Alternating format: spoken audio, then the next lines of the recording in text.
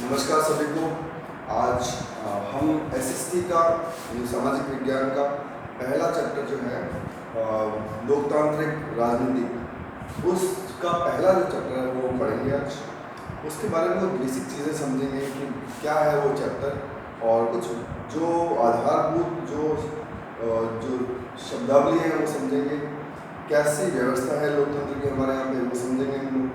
तो आपके चैप्टर का नाम है लोकतंत्र क्या और क्यों, यानी कि लोकतंत्र हमें पहली बात तो लोकतंत्र होता क्या है और लोकतंत्र हमें क्यों चाहिए होता है। तो इसको समझेंगे। सबसे पहले हम ये देखें कि लोकतंत्र की अपनी एक परिभाषा होती है। परिभाषा क्या है लोकतंत्र की? वैसे तो बहुत सारी जो लोगों ने विद्वानों ने अलग अलग परिभाषाएं दी हैं, लेकिन हम यहाँ पे लोकतंत्र की एक ऐसी परिभाषा समझेंगे जो सब में कॉमन हो। अगर सभी परिभाषाओं का निचोड़ निकालें तो कॉमन हो। तो कुछ एक परिभाषा की बात करते हैं जो बहुत फेमस है इतिहास के अंदर, वो है अब्राहम लिंकन, जो कि अमेरिका के राष्ट्रपति रह चुके हैं। उन्होंने कहा था कि लोकतंत्र सबका है, सबके लिए और सबकी ओर से।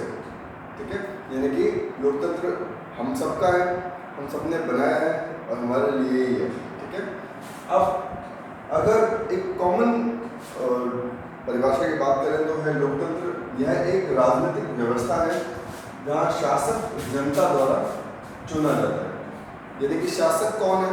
अगर हमारे देश में शासक की बात करें तो शासक है नरेंद्र मोदी, या उनका जो मंत्रिमंडल है वो शासक है ना। मंत्रिमंडल के बारे में और भी आगे पढ़ने को मिलेगा अपन को। वो लोग शासक हैं। अब वो शासक जो है वो कहाँ से आए हैं? वो शासक हमारे बीच में से ही निकल के आए हैं। आम लोगों में से ही शासक जो है वो निकल के आए हैं। वही जो थे वही आगे प्रधानमंत्री बने हैं, वही उन्हीं में से कुछ लोग गृह मंत्री बने हैं, रक्षा मंत्री बने हैं, वित्त मंत्री बने हैं। तो बहुत सारे जो भी आज की डेट में एमपी यानी कि सांसद जो बैठते हैं संसद के अंदर, वो सभी के सभी जो है वो कहीं ना कहीं जनता ने उनको वोट डाल के उनको जिताया है और जिता के उनको संसद में भेजा है ताकि वो हमारा नेतृत्व कर सके।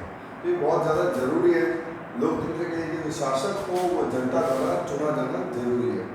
अगर शासक जो है वो जनता द्वारा नहीं चुना जाएगा तो क्या होगा?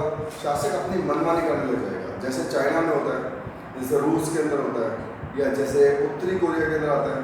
तो ये लोग क्या करते हैं? जनता द्वारा या तो जबरदस्ती चुनवाए जाते हैं, है ना, या फिर वोटिंग का सिस्टम ही नहीं है, तो वो उनको जो ठीक लगता है वो करते हैं। लोकतंत्र का वो सिस्टम फॉलो नहीं करते और उस वजह से उसका पूरा फायदा वो लोग उठाते हैं।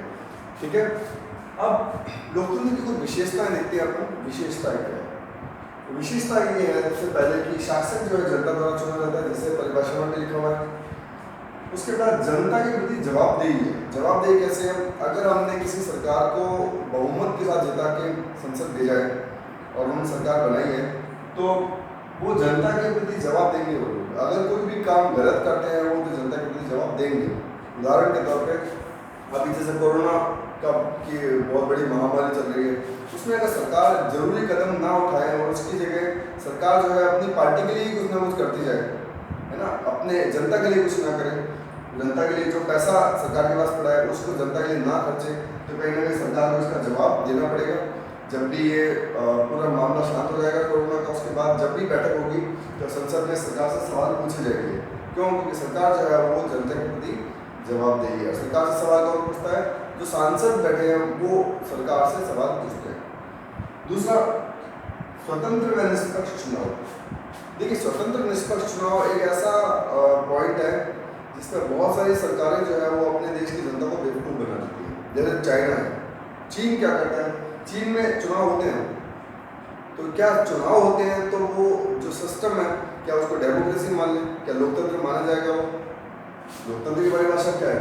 यह है एक राजनीतिक व्यवस्था जहाँ पर शासक जनता द्वारा चुना जाता है। लेकिन क्या सिर्फ इतनी सी लाइन को पूरा करने से कोई कंट्री जो देश है वो लोकतांत्रिक हो जाता है? नहीं, स्वतंत्र निष्पक्ष चुनाव होना चाहिए। अगर चीन क्या करता है? चीन में एक ही पार्टी है, तो ऑप्शन नहीं है चीन में। चीन में एक ही पार्टी, जब भी इलेक्शन होते हैं उसी पार्टी का कोई ना कोई व्यक्ति जीत जाता है, वही राष्ट्रपति और वही प्रधानमंत्री उसी पार्टी से बनते हैं। लोगों के पास ऑप्शन ही नहीं है। अगर आप किसी प्रधानमंत्री का काम लोगों को पसंद नहीं आएगा तो लोगों के पास ऑप्शन तो होना चाहिए, विकल्प तो होना चाहिए। कि किसको चुने, किसको रिजेक्ट करके, अगर किसको चुने तो किसको चुने। लोग अगर एक ही ऑप्शन होगा लोगों के पास, तो जब भी इलेक्शन होगी वो जीतेगा ऑब्वियसली, दूसरा कोई ऑप्शन ही नहीं है। स्वतंत्र और निष्पक्ष चुनाव का ये भी मतलब है कि जो चुनाव होता है वो एकदम पारदर्शी तरीके से होना चाहिए, चीटिंग नहीं होनी चाहिए, बेईमानी नहीं होनी चाहिए इलेक्शन में, जबरदस्ती किसी को वोट पड़वा दिए या निर्वाचन आयोग ने किसी पार्टी को जितवा दिया जबरदस्ती चीटिंग करके, वो चीज़ नहीं होनी चाहिए। निष्पक्ष किसी पार्टी का फेवर नहीं होना चाहिए, जैसे बीजेपी है, कांग्रेस है ना, तो ये बड़ी बड़ी पार्टियां देश की, अगर निर्वाचन आयोग एक पार्टी का पक्ष लेने लग जाएगा, कांग्रेस का ले लिया पक्ष या बीजेपी का ले लिया, तो देश के लिए अच्छा नहीं होगा। क्योंकि जो चुनाव करवा रही है संस्था, उस संस्था को बहुत ज़्यादा पारदर्शी, स्वतंत्र और निष्पक्ष होना जरूरी है, तभी हमारे चुनाव जो होंगे वो स्वतंत्र और निष्पक्ष हो पाएंगे। फिर आता है एक व्यक्ति एक वोट एक मूल। और दोस्तों इसको हासिल करने में दुनिया के देशों को बहुत ज़्यादा जद्दोजहद करनी पड़ी, क्योंकि जब भी इलेक्शन होते थे तो जो बड़े बड़े व्यापारी लोग थे, बड़े महत्वपूर्ण लोग थे, है ना, उनको उनकी वोट की वैल्यू तो ज़्यादा होती थी। जैसे एक आदमी अमीर है, उसके वोट की वैल्यू 10 गुना के बराबर हो गई, और एक गरीब आदमी के वोट की वैल्यू 1 वोट की वैल्यू, यानी कि ये डिफरेंस जो है वो, ये अंतर कभी देश में नहीं होना चाहिए, अगर है तो वो लोकतंत्र नहीं है। तो बहुत मेहनत के बाद ये मिला है, ठीक है। और एक और ऑप्शन जो ऐड करेंगे हम लोग वो है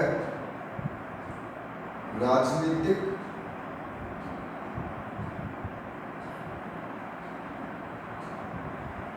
दलों का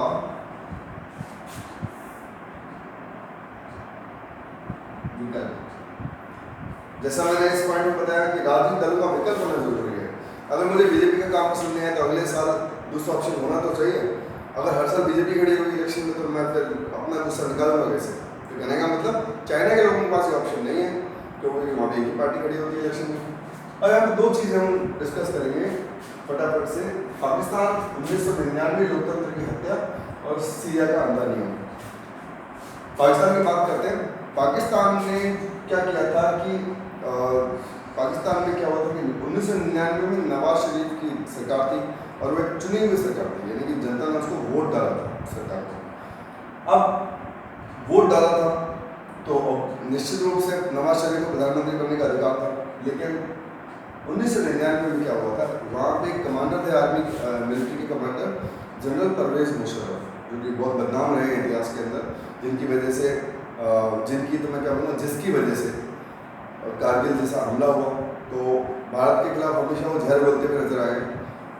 1999 में उन्होंने अपनी आर्मी लेके नवाज शरीफ सरकार पे एक तरह से हमला बोल दिया और उनको बोल दिया कि भाई या तो पद छोड़ो नहीं तो आपको मार दिया जाएगा, और ज़बरदस्ती धमका के, है ना, हथियारों के बल पे धमका के उनको उस पद को छोड़ने में मजबूर किया। और लास्ट में क्या हुआ, परवेज मुशर्रफ अपने आप को मुख्य कार्यकारी अधिकारी बना लिया देश का। और 2002 में इलेक्शन ज़बरदस्ती कानून अपने संविधान में बदलाव करके अपने आप को देश का राष्ट्रपति बना लिया, और 2007 तक उन्होंने राष्ट्रपति पद का फ़ायदा लिया। इतने कानून बदल दिए तब तक संविधान के अंदर कि कोई उनको हटा नहीं सकता। वो अलग बात है कि इतिहास हमेशा अपने आप को दोहराता है, जैसी करनी वैसी बढ़नी होती है। 2007 में परवेज मुशर्रफ को लगा कि अब मैं इतने पॉपुलर हो गए हम लोग कि अब इंडिपेंडेंट इलेक्शन में, यानी कि स्वतंत्र इलेक्शन में जाना चाहिए, जिसकी हम यहाँ बात कर रहे थे। तो जैसे वो इलेक्शन में गए, लोगों ने अपना गुस्सा निकाला और परवेज मुशर्रफ को हरा दिया। लेकिन 1999 की जो घटना, जो पद से मुक्त कर देना, जबरदस्ती हटा देना किसी प्रधानमंत्री को, चुने हुए प्रधानमंत्री को, लोकतंत्र की हत्या है। दूसरा, सीरिया का अंधा नियम। सीरिया का अंधा नियम क्या है? ये नियम कहता है कि अगर आपको इस कंट्री में आना है तो आपको एक उनकी पॉलिटिकल पार्टी है, ठीक है, उस पॉलिटिकल पार्टी को ज्वाइन करना पड़ेगा। एक ही पॉलिटिकल पार्टी है वहाँ पे, अगर उसको ज्वाइन नहीं करेंगे तो कंट्री में आप नहीं आ सकते, कंट्री के मेंबर नहीं बन सकते। तो वहाँ पे हर वोटर एक तरह से उस राजनीतिक दल का सदस्य है, और उस राजनीतिक दल का सदस्य होगा तो जब भी इलेक्शन होंगे वही राजनीतिक दल जीतेगा। इसलिए आप पिछले कई सालों से सीरिया के अंदर आप देखेंगे तो ये सब चीज़ें जो लोकतंत्र को और अच्छे से समझाता है हमारे को। आगे आने वाले चैप्टर्स में हम और ज़्यादा अच्छे से समझेंगे कि लोकतंत्र क्या है, हमारे लिए लोकतंत्र क्यों जरूरी है। ठीक है, धन्यवाद।